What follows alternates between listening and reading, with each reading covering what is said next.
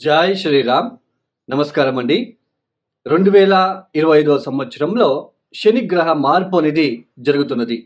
2025 March 29వ తేదీ నుంచి శని కుంభరాశి నుంచి మీనరాశికి వెళ్ళి సంచారాన్ని ప్రారంభం చేస్తున్నారు. ఈ ఏదైతే శని గ్రహ మార్పు మీనరాశిలో సంచారం జరుగుతున్నదో ఈ 2.5 సంవత్సరాల పాటు ద్వాదశ రాశుల వాళ్ళకి ఎలాంటి ఫలితాలు రాబోతున్నాయో తెలుసుకుందాం. ముఖ్యంగా దానికన్నా ముందు శని గ్రహం గురించి కొన్ని విషయాలు మీకు చెప్తాను. ఎందుకంటే మీరు అర్థం చేసుకోవాలి అనే ఉద్దేశంతో దీన్ని ఎవరు కూడా సోది అని అనుకోవద్దు.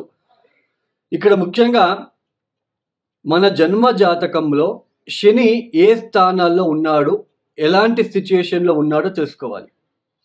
శని బలిష్టంగా ఉన్నప్పుడు ఎలాంటి ఫలితాలు వస్తాయి ఆ ఒక వ్యక్తికి, శని బలహీనంగా ఉన్నప్పుడు ఎలాంటి ఫలితాలు వస్తాయో మనం ముందుగా తెలుసుకుందాం. శని ఒక వ్యక్తి జాతకంలో బలిష్టంగా ఉన్నప్పుడు, శని అంటే ఏంటి, శని గ్రహం అంటే ఏంటి, సమాజంలో ఉన్న ఒక మనకంటూ సమాజంలో ఒక గుర్తింపు ఉంది, సమాజంలో మంచి స్టేటస్లో ఉంటున్నాము, మంచి జాబు, అటు రాజకీయంలో కావచ్చు, అటు ఏదైనా బిజినెస్ వైజ్ కావచ్చు, మనం మంచి పొజిషన్లో ఉన్నాము అంటే దానికి కారణం శని గ్రహం. పెద్ద పెద్ద మేనేజర్లు, పెద్ద పెద్ద పొలిటీషియన్స్కి అందరికీ కూడా శని గ్రహం ప్రముఖమైన పాత్ర అనేది వస్తుంది. ఇక్కడ ఎందుకు అంటే మన కింద ఉన్న వాళ్ళందరూ మన మాట వినాలి అంటే అది అక్కడ శని గ్రహం చాలా బలిష్టంగా ఉండాలి. శని ఎవరి జాతకంలో బలిష్టంగా ఉంటాడో అలాంటి వ్యక్తికి ఆత్మవిశ్వాసం ఎక్కువగా ఉంటుంది. తర్వాత భయం అనేది ఉండదు. సమాజంలో మంచి గుర్తింపు, పేరు ప్రఖ్యాతులు అనేది వస్తూ ఉంటాయి.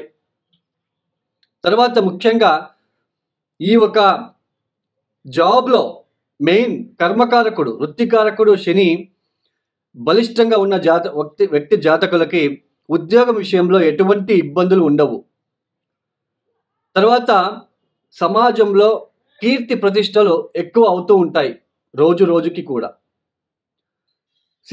శని బలిష్టంగా ఉన్నప్పుడు ఇలాంటి మెయిన్ ఆత్మవిశ్వాసం, కాన్ఫిడెన్స్ అని అంటాం. దానికి రీజన్ ఎవరు అంటే శని గ్రహం. అదే శని బలహీనంగా ఉన్న జాతకులు, శని బలహీనంగా ఉన్నప్పుడు ఆ వ్యక్తి ఎలాంటి సిచ్యుయేషన్ ఫేస్ చేస్తాడు, ఆత్మవిశ్వాసం ఉండదు, చుట్టూ భయం అనేది ఉంటుంది, సంఘంలో గౌరవ మర్యాదలకి హాని కలుగుతూ ఉంటుంది.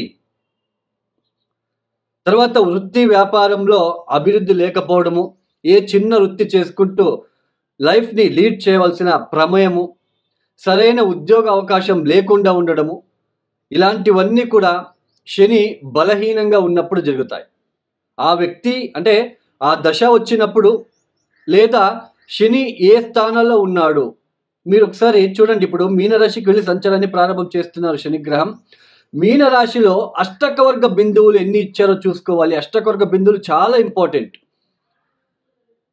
ఇప్పుడు కొంతమంది చెప్తూ ఉంటారు, ఇప్పుడు మీరు కామెంట్స్ కూడా చేస్తూ ఉంటారు, ఇప్పుడు ఈ రాశికి లాభశని, లాభగురు, అద్భుతంగా ఫలితాలు వస్తాయి, కోట్లు సంపాదిస్తారని తమ్నెల్ చూసి మీరు వెళ్ళి చూస్తూ ఉంటారు. బట్ అక్కడ మీరు కింద రాస్తూ ఉంటారు మీరు చెప్పినట్లు జరగట్లేదని. ఎందుకు? గోచారం వేరు, జన్మజాతకం వేరు.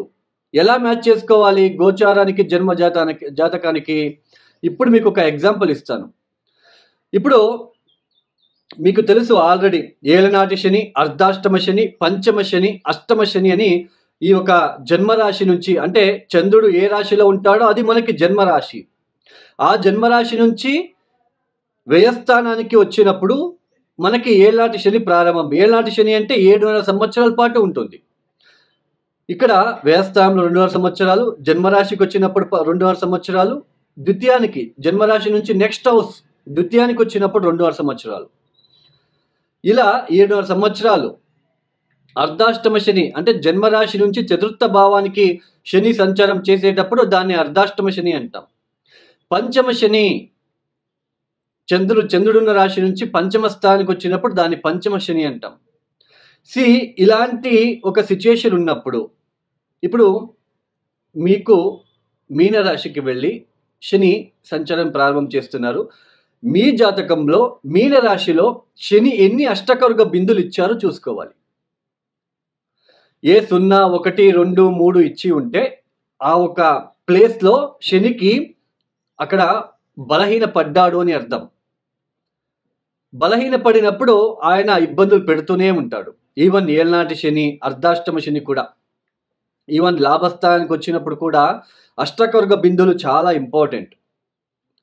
ఇప్పుడు మీనరాశిలో పుట్టిన ఒక వ్యక్తి ఉన్నాడు. ఇప్పుడు మీనరాశికి ఏళ్నాటి శని ప్రారంభమైంది. ఇప్పుడు జన్మరాశికి శని వస్తున్నాడు. ఇప్పుడు గనక మీనరాశిలో పుట్టిన ఏదైనా జాతకులకి శని మహాదశనే జరుగుతూ ఉంటే ఒకవేళ చంద్ర మహాదశ జరుగుతూ ఉంటే వాళ్ళకి ఇది తీవ్రమైన కష్టాలకి గురి చేస్తుంది. అంటే తీవ్రమైన కష్టాలు, బాధ ఎక్కువ అవుతూ ఉంటాయి. అర్థమైంది కదా? గోచారము మనకి జన్మజాతకం ఎలా మ్యాచ్ చేసుకోవాలో, ఒక స్థానం నుంచి ఒక స్థానానికి ఒక ప్లానెట్ వెళ్తున్నప్పుడు ఆ స్థానం ఎన్నో రాశి అవుతుంది, ఎన్నో లగ్నం నుంచి ఎన్నో రాశి అవుతుంది, ఆ స్థానానికి అష్టకవర్గ బిందులు ఎన్ని ఇచ్చారో చూసుకోవాలి. అష్టకవర్గ బిందులు చాలా ఇంపార్టెంట్. తర్వాత ఇప్పుడు శని మీనరాశికి వెళ్తున్నాడు, సంచారాన్ని ప్రారంభం చేస్తున్నారు. అక్కడ శనికి శత్రుగ్రహాలు ఏమైనా ఉన్నారా చూసుకోవాలి. శనికి శత్రుగ్రహాలు ఎవరెవరు? సూర్య, కుజ, కేతు అక్కడ ఏమైనా ఉన్నారా చూసుకోవాలి. ఏళ్నాటి శని, అర్ధాష్టమ శని, పంచమ శని జరిగేటప్పుడు ఒక ఇంటికి వచ్చినప్పుడు ఒకలాగా ఫలితాలు. పంచమ శని అంటే పంచమానికి వచ్చినప్పుడు దాన్ని పంచమ శని అంటాం. సామాన్యంగా కర్మకారకుడు పంచమానికి వచ్చినప్పుడు బుద్ధిశక్తి, ఆలోచన విధానం. పంచమ స్థానం అంటే ఏంటి? బుద్ధిశక్తి, ఆలోచన విధానము, సంతానము, మన అభిరుచి. అలాంటి స్థానానికి వచ్చినప్పుడు ఎలాంటి మనకి ఆలోచన ఇస్తాడు శనిదేవుడు అంటే, కష్టపడి పని చేయడం ఎందుకు, షార్ట్ కట్లో వెళ్ళిపోదాం, జూజాడము, బెట్టింగ్లు, ఇన్వెస్ట్మెంట్ చేసి డబ్బులు నష్టపోవడం లాంటిది. అక్కడ అలాంటి సిచ్యుయేషన్ ఏర్పడుతుంది. ఒక ఇంటికి వచ్చినప్పుడు ఒక లాగా ఫలితాలు అనేది వస్తూ ఉంటాయి. అన్నీ కూడా ఒకేలాగా ఉండవు. ఈ సమయంలో కూడా పరిహారాలు చాలా ఇంపార్టెంట్ అండి. జంప్ స్టోన్ వేసుకోవడము, నీలమణి జంప్ స్టోన్ వేసుకోగానే పంచమ శని, అర్ధాష్టమ శని ఇబ్బందులు తగ్గుతాయి అని నమ్మడము. తర్వాత నల్ల బట్టలు వేసుకోండి అని చెప్తూ ఉంటారు కొంతమంది. శని ఇబ్బంది పెట్టడానికి వచ్చినప్పుడు ఆయన వస్తువులు ఎందుకు వేసుకోవాలండి? అందులోన జంప్ స్టోన్ నాటే అంత మంచి ఫలితాలు వస్తాయి అని మాత్రం అనుకోవద్దు. ఒక జంప్ స్టోన్ ధరించగానే మనకి అంతా కర్మ నుంచి బయటపడతాము. This is fake sentence. Jump stone వేసుకోగానే మనకి ఉద్యోగాలు వస్తాయి, ఫేక్. మనకి ఇదే ఎందుకంటే మనము అత్యాశ ఎక్కువైపోయింది. మనలో అత్యాశ ఎక్కువైపోయి తొందరగా కర్మ నుంచి బయటపడాలి, లేదా తొందరగా నేను శ్రీమంతుడైపోవాలి అని అక్కడ నష్టపోతూ ఉన్నారు ప్రజలు. జంప్ స్టోన్ వేసుకోగానే అన్నీ అయిపోతాయి, మంచి ఫలితాలు వచ్చేస్తాయి. This is wrong sentence. ఎప్పుడు గుర్తుపెట్టుకోండి. మన కర్మానుసారంగా మనకి ఏదైనా దశాభుక్తి జరుగుతున్నప్పుడు మనమే కష్టపడి వేల కొద్ది చిన్న పరిహారాలు ఉన్నాయండి, వాటిని చేసుకుంటూ వెళ్ళాలి. అప్పుడే దాని నుంచి బయటపడతాం. సరే, ద్వాదశ రాశుల వాళ్ళకి ఎలా ఉంటుంది, ఎలాంటి ఫలితాలు వస్తాయో మనము ఒక్కొక్కటే ఇండివిజువల్గా తెలుసుకుంటూ వెళ్దాం. ఇక తదుపరి రాశి వృషభ రాశి. ఈ వృషభ రాశి వాళ్ళకి ఈ 2025 మార్చ్ 29వ తేదీ నుంచి మారబోతున్న శని వలన ఎలాంటి ఫలితాలు రాబోతున్నాయో తెలుసుకుందాం. ఈ వృషభ రాశి వాళ్ళకి ప్రబల రాజయోగకారకుడు ఎవరు అంటే అది శని గ్రహం. అంటే నవమాధిపతి, దశమాధిపతి అయిన శని లాభస్థానానికి వెళ్ళి సంచారాన్ని చేస్తున్నారు. ఇప్పుడు ఇక్కడ అష్టకవర్గ బిందులు చూసుకోండి వృషభ రాశి వాళ్ళు. సింపుల్ లాజిక్ అండి. మీకు ఎలాంటి ఫలితాలు వస్తాయో ఈ అష్టకవర్గ బిందులు చెప్తుంది. ఈ లాభస్థానంలో అంటే మీనరాశిలో శని గ్రహం ఎన్ని అష్టకవర్గ బిందులు ఇచ్చింది? 4, 5, 6, 7 ఇలా ఇచ్చి ఉంటే ఫస్ట్ క్లాస్ రిజల్ట్ అనేది ఉంటుంది. అదే 0, 1, 2 అలా ఇచ్చి ఉంటే యావరేజ్ ఫలితాలు. ఇక్కడ లాభస్థానంలో శని సంచారం వలన నెగిటివ్ ఇంపాక్ట్ అయితే ఉండదు, ఇబ్బందులు అయితే రావు. అయితే లాభస్థానంలో శని నవమాధిపతి లాభస్థానానికి వచ్చినప్పుడు, దశమాధిపతి అయిన శని లాభస్థానానికి వచ్చినప్పుడు మంచి ఫలితాలే వస్తాయి. అవి ఎంతవరకు మంచి ఫలితాలు? ఇప్పుడు వృషభ రాశిలో పుట్టిన వ్యక్తులు ఎంతమంది ఉన్నారు ప్రపంచంలో? అందరికీ సేమ్ ఫలితాలు వస్తాయా? నెవర్ అండి. దానికి మనం ఎలా తెలుసుకోవాలి? అష్టకొర్గ బిందువులు, దశా పీరియడ్ ఏం జరుగుతుందో, సో ఇవన్నీ తెలుసుకుంటేనే మనకు అక్కడ ఎలాంటి ఫలితాలు వస్తాయో మనం చూసుకోవచ్చు. శని లాభస్థానంలో శని సంచారం జరుగుతున్నప్పుడు నవమాధిపతి దశమాధిపతి అయ్యాడు కాబట్టి, ఒకవేళ మీకు శని మహాదశ గనక జరుగుతూ ఉంటే ఇంకా పాజిటివ్ ఇంపాక్ట్ అనేది ఉంటుంది. వృత్తి వ్యాపారాల్లో చాలా అభివృద్ధి చూస్తారు ఈ సమయంలో మీరు.